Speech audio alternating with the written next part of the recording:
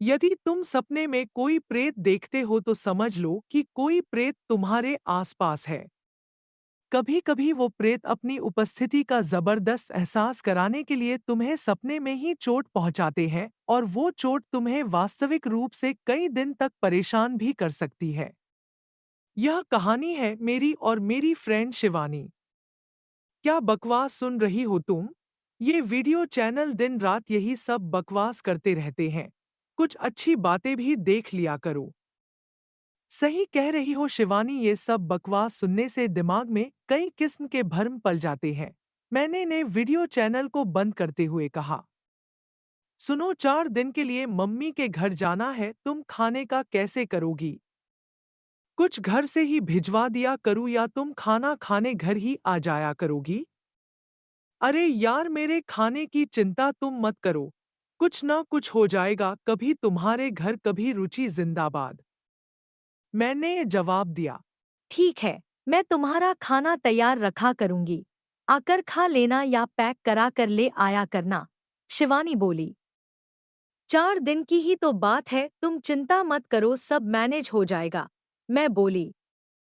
अगले दिन चारों ओर अंधकार को देखकर मेरा मन खाने को नहीं कर रहा था, लेकिन शिवानी की जिद की वजह से उसे उसके घर 10 किलोमीटर दूर अपनी ससुराल में जाना ही पड़ रहा था। क्या मुसीबत है, कैसा बेवकूफ हूँ मैं भी। शाम को ही खाना खाने निकल जाता तो अच्छा था। अब इतनी रात में घर से निकलना एक बेवकूफ़ी ही थी। मैं ड्राइव करते हुए बड़बड़ा रहा थी। सदियों का सीजन होने की वजह से मेन रोड लगभग जाम थी, इस वजह से मैंने बाईपास से ड्राइव करके ससुराल जाने की सोची थी, लेकिन अब अंधकार की वजह से उसे चिड़चिड़ाहट सी हो रही थी।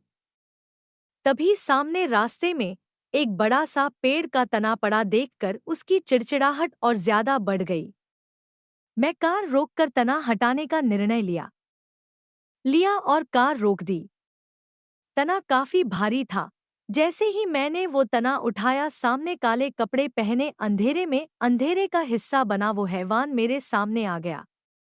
उसका डीलडोल देखकर मैं थोड़ा घबरा गई और पीछे हटी।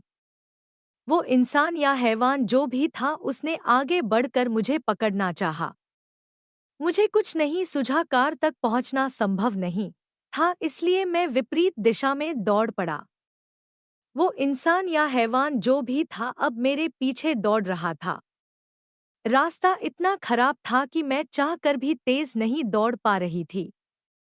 मैं ज्यादा देर न दौड़ सकी, जल्दी ही उस हैवान ने मुझे पीछे से पकड़ लिया और उसकी विशाल भुजाएं मेरे छाती पर लिपट गया।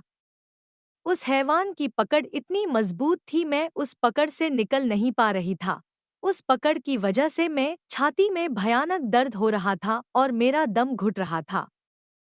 दम घुटने के उन्हीं क्षणों में मैं आंख खुली गई और उस भयानक सपने का अंत हो गया। मैं चारों तरफ अंधकार था। सर्दी के मौसम में भी मैं पसीने से तरबतर था और सबसे खतरनाक बात, जहां उस हैवान की बाहें मेरी छाती पर कसी हुई थी, उस जगह अब भी असहनीय दर्द हो रहा था।